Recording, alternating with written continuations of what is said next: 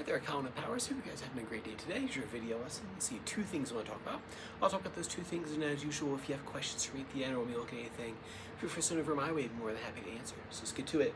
So let's go over some home practice approaches that you can do. One thing that I find helpful is that when the kids are listening to their assigned song for practice, that if you instead of just like putting the recording on and like walking away, and is actually using a game during that time to help him kind of engage with what's happening rather than checking out or doing something else or just kind of tuning it out. So sometimes what I'll do is I'll do like a ball toss game where I'll put the recording on and we have to listen to like when the music changes or stops. So say for example when we hear another section come up, or say we hear the music end, right? That might be a place to start. Is like when the song ends, you start tossing the ball, and then when you stop tossing, when you hear the end of the song, that way he's actually engaged with in listening actively to the music rather than just having on just in the background. Like I said before, that listening to our music is probably one of the most important things that you can do in helping him get the melodies faster. If he tries to memorize it, or if you try to memorize it just by a series of steps, it'll be too abstract, and the melodies will just get too long to really remember that way. You have to really listen to them and do it actually fairly often for them to retain that melody inside their noggin, as I do. Right?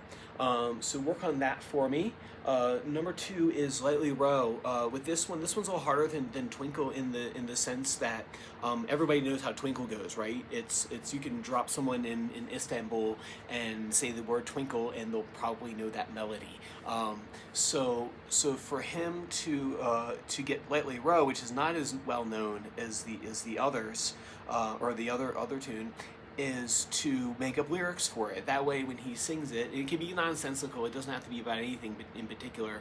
There are words that kind of go along with it, but he can make up his own, and that's a really powerful tool that you have for him to retain the contour of the melody.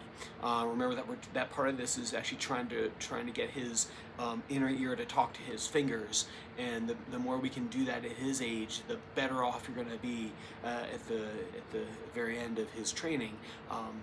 So much so that I've seen crazy stuff happen where a kid really struggled in the beginning trying to recall melodies.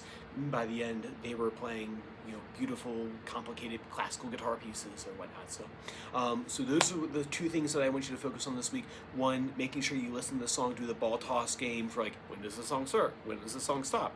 Or once it gets that down, are there other things you hear in there? When does it get louder? When does it get softer? Toss the ball then. And then lightly row, like I said, make up lyrics for it. If you have any questions, let me know. If not, I will see you guys on Thursday. Take care.